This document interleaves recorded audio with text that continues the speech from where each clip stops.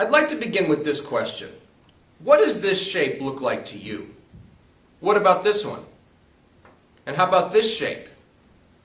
And what does this one look like to you? Well, the answer is these are all districts for members of the U.S. House of Representatives.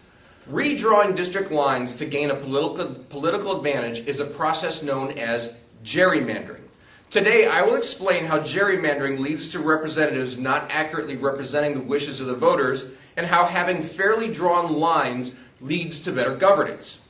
I have done extensive research on the issue of gerrymandering, and I'm concerned about the way it makes our government less representative. We'll begin by looking at why gerrymandering is so problematic. When congressional districts are gerrymandered, it reduces the degree to which our elected officials accurately represent us. This is explained by Sam Wang, the founder of the Princeton Election Consortium, in a 2013 New York Times article. Of course, the number of U.S. representatives each state gets is updated based on population. This happens once every 10 years and is based on the census. The process also includes redrawing the district lines. But different states go about that process differently. And in some states, the lines are actually determined by the state legislature. And in those cases, the majority party can draw the lines in a way that favor them. In some states, they also draw the lines actually more often than once every 10 years. The history of this is explained by Jordan Lieberman in his article, Fear the Perfect District, in the Journal of Politics, Campaigns, and Elections. He says that in 1810, Massachusetts Governor Elbridge Gerry redrew lines to gain an advantage. And some said that the district that he drew resembled a salamander, as is illustrated in this political cartoon. So the term gerrymander is actually a combination of his last name, Gerry, and the term salamander. But the practice actually goes back well before Elbridge Gerry and has existed in the United States for over 200 years. Now here's why it's unfair. I'd like to explain this with a hypothetical example.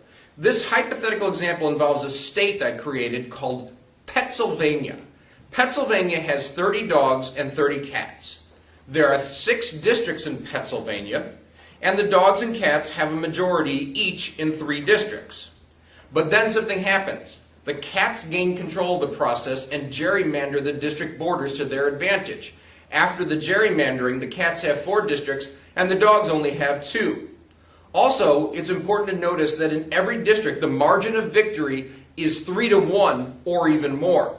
This process is described in a Washington Post editorial as the practice of letting politicians choose their voters rather than the other way around.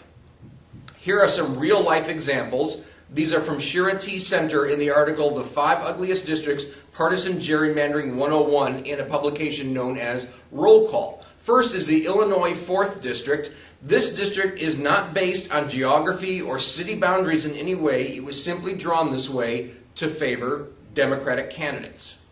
Another example is the Ohio 9th District. This district is so elongated that when the water is up in Lake Erie, sometimes it actually splits the district into 2 parts. And it was drawn this way specifically to favor Republicans. One of the things that happens with gerrymandering is it leads to extreme candidates from each party gaining power, this according to Wang. The reason for this, first of all, is that the winner of the primary is nearly guaranteed a winner in the general election. And then also, candidates with extreme positions tend to attract voters in the primary election. In other words, the primaries get less attention, and most people, or at least many people, are unaware that the primaries are even taking place, and the extremists are the ones who tend to pay attention and participate in the primaries. As an example, let's go back to our hypothetical location, Pennsylvania, and we'll look this time at District 2. And in this example, there's an extreme cat and a moderate cat who are competing in the primary. Well, the extreme cat wins because the extreme voters tend to be paying attention, and then in the general election, this extreme cat goes up against a moderate dog, but because of the gerrymandering, the cat wins easily.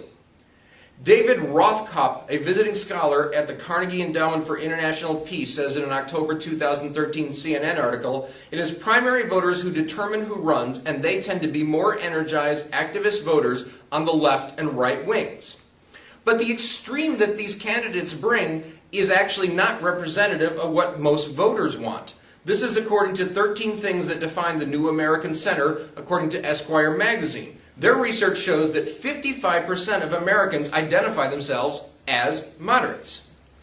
Another problem with gerrymandering is it keeps incumbents in office despite dissatisfaction. This according to Todd Phillips in the Huffington Post in his article, How Was 91% of Congress Reelected Despite a 10% Approval Rating?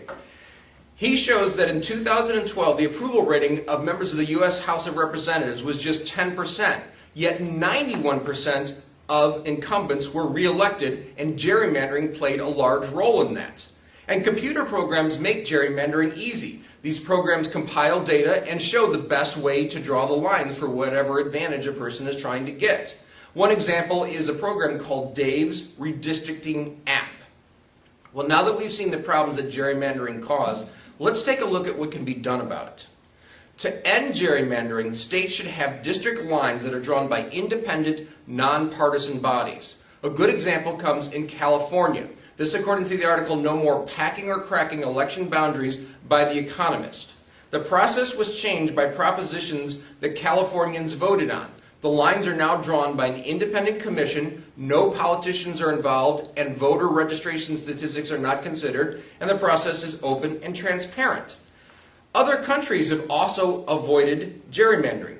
Canadian political leader Michael Ignatieff says in a 2013 op-ed article in the New York Times, Britain, France, and Germany, as well as Canada and Australia, have impartial districting commissions that prevent gerrymandering and force incumbents to reach out rather than play solely to their base. So if they can do it, so can we. Fair Vote is an organization that offers a more specific solution. Fair Vote is a nonpartisan, nonprofit organization that created something called the Fair Voting Solution, and this is explained on their webpage. In this case, states have fewer but much larger districts, and the districts have multiple winners, and the district lines are based on population without any type of favoritism. An example is what Fair Vote presents for Kentucky. Kentucky has 6 representatives, and they suggest that we break Kentucky into 2 large districts, and that each district elects 3 representatives. Any candidate who gets more than 25% of the vote earns a seat, and runoffs will be used if needed. There are many benefits to this. First of all, there'll be more choices of candidates, including more independent and third-party candidates. Candidates will be more accountable to the voters, and representatives who do a poor job are much more likely to get replaced. And finally, the results will more closely match the wishes of the voters. In a moment, I'll tell you how you can get involved with helping Fair Vote. First, let's review.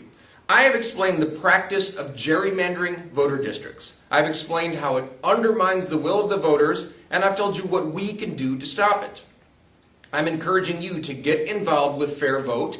You can go to fairvote.org, and you can sign up for updates that you can receive either by email, Facebook, or Twitter. And also on fairvote.org, you can get involved by donating and volunteering.